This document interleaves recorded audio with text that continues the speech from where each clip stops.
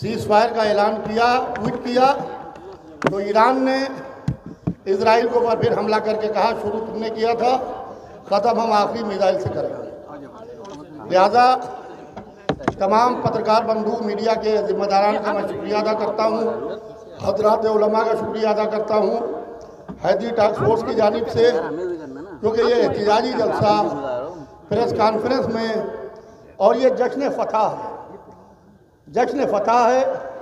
America अपने को super power समझता था और इजराइल आयरन डोम समझता था। जिस तरीके से ईरान ने अमेरिका और इजराइल के मुंह पर ज़बरदस्त तरीके से तमाचा मारा, वो वाकई में एक मिसाल है, एक तारीख लिखी जाएगी। आयतुल्ला सैयद अली खामनाई साहब ने जो कर दिखाया वो वाकई में अपनी एक मिसाल है। इसलिए कि ज़माना ये समझ रहा था कि हम चुटकियों में ईरान को ख़त्म कर देंगे, तो ये चुटकियों में ईरान ख़त्म होने वाला नहीं है। जिसे रेत की दीवार समझ रहे थे ईरान को, वो शीशा पिलाई हुई दीवार साबित हुआ।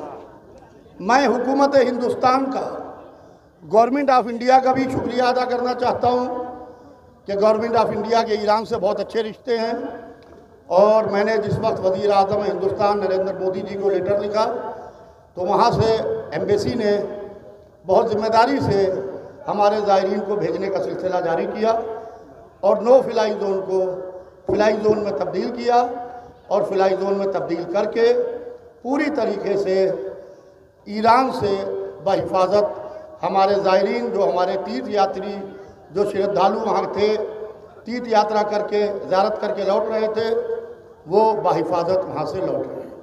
आप हजरात के दिल में जो जो सवालात हों वो सवालात कर लें ताकि मैं फिर हजरात उलमा तशरीफ़ फरमाएँ यहाँ के ऊपर, आप सबसे वाकिफ़ हैं पूरी तरीके से, ताकि आपके सवालों का जवाब दिया जाए। मौलाना साहब, एक सवाल ये है कि जिस तरीके से डोनाल्ड ट्रंप ने और नेतन्याहू ने मिलकर सीज़ फायर का ऐलान किया है, क्या आप समझते हैं कि ये पिछले गुज़िश्ता दिनों में जिस तरह से इन्होंने सीज़ फायर की कथनी और करनी में बड़ा अंतर रहा है, तो आगे आने वाले दिनों में ये किस नज़रिए से आप इस चीज़ को देखते हैं कि ये सीज़ फायर है या जो ईरान ने लैंग्वेज इस्तेमाल की है कि हमने अभी होल्ड पर रखा है, तो इन दोनों को किस तरह से देखिए, जहाँ तक मैं समझता हूँ ये सीज़ फायर नहीं है, क्योंकि ट्रंप की कथनी और करनी में, अमेरिका की कथनी और करनी में, इजराइल की कथनी और करनी में फ़र्क है। क्योंकि उनकी जनता, उनकी पब्लिक उनके ख़िलाफ़ हो रही थी, वो समझ रहे थे कि ईरान की पब्लिक उनके ख़िलाफ़ होगी, मगर उनकी जनता और उनकी पब्लिक उनके ख़िलाफ़ हो रही थी। अमेरिका की 70-80% पब्लिक और इजराइल की पब्लिक इस बार के ख़िलाफ़ हो गई थी पूरी तरीके से, लिहाजा ये मजबूरी बन गया सीज़ फायर उनके लिए। मगर अगर से अमेरिका या इजराइल ने फिर से ईरान पर हमला करने की सोची तो ईरान इससे भरपूर तरीके से इंशाअल्लाह इसका जवाब देगा।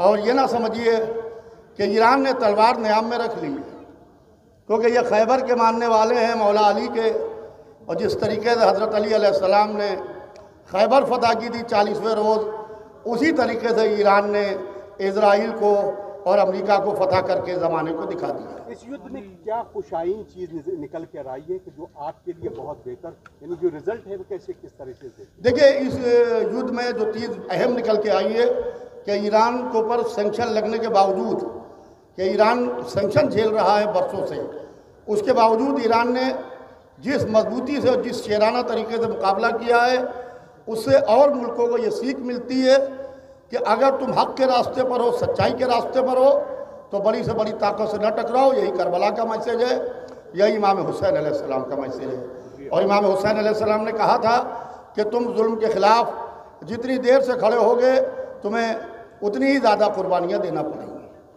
पाकिस्तान ने डोनाल्ड ट्रंप के लिए नोबेल प्राइज़ रिकमेंड किया था, इसको कैसे देखा? देखिए, पाकिस्तान ने जो डोनाल्ड ट्रंप के लिए नोबेल प्राइज़ किया था तो पाकिस्तान दे, पाकिस्तान इस्लामी देश का है, हम पाकिस्तान को आतंकवादी देश मानते हैं, पाकिस्तान का इस्लाम से कोई ताल्लुक़ नहीं है। और ईरान ने बाकायदा दिखा दिया कि खाली देशों में अमेरिकन अड्डों पर कल उसने हमले करके ये बता दिया कि अगर से अमेरिका ने हमारे ऊपर हमला किया तो उनके जितने खाड़ी देशों में अड्डे हैं, अमेरिका के सैन्य ठिकाने हैं, सबको हम पूरी तरीके से दबाव बर्बाद कर देंगे। सर, इजराइल के आयरन डोम की पहले बड़ी चर्चा थी और लगातार उसे एक सुपर पावर की तरह देखा जा रहा था। इस पूरी लड़ाई के बाद लगता है कि एक तरीके की तमाम बहुत सारे जो भ्रम थे, तमाम चीज़ें जो थी वो उसकी एक अलग तस्वीर आई है निकल के। देखिए, जिस तरीके से इजराइल को आयरन डोम कहा जाता था और उसने ये कहा था कि हमारा हर नागरिक वो हमारा सिपाही है और हमने उसको पूरी ट्रेनिंग दी है, मगर इस वक्त ईरान ने हमला किया तो अभी भी मैं थोड़ी देर पहले सोशल मीडिया पर देख रहा था कि अब बंकरों के अंदर जगह नहीं बची है। इस तरीके से उनके लोग बंकरों के अंदर छुपे हुए हैं और अपना देश छोड़ के भाग रहे हैं।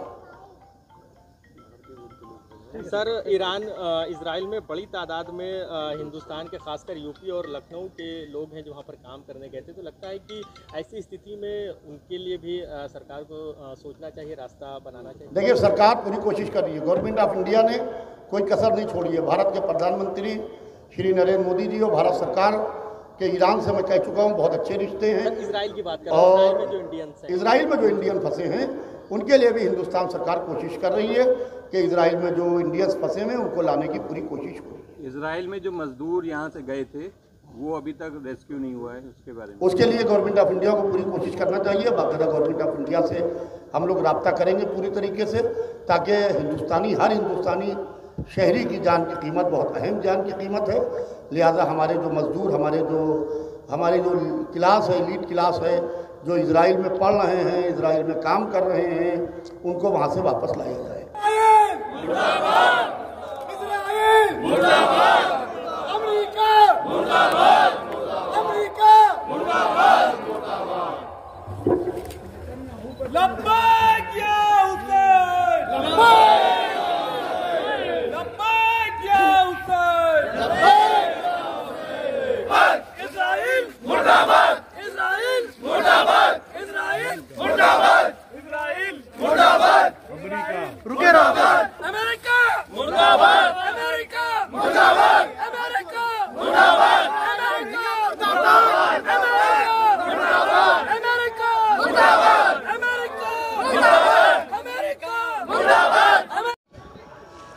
आज हम मौजूद हैं छोटे इमामबाड़े में। हैदरी टास्क फोर्स के मुन्ने आगा साहब मौजूद हैं और जिस तरह यहाँ पर एक एहतजाज का कार्यक्रम रखा है, आइए जानते हैं किस तरह का ये एहतजाज है और क्या कहेंगे आप।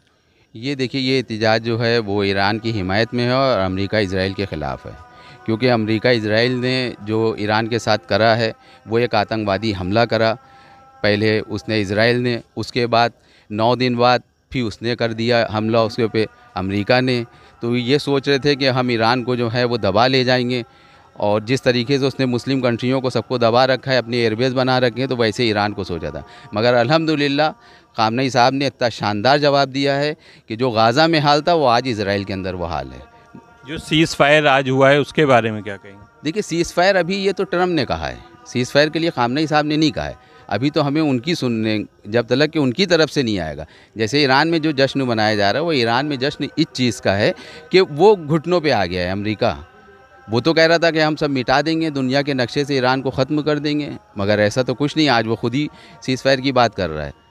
तो अभी ख़ामनेई साहब की तरफ से भी कोई ऐसा जवाब नहीं आया।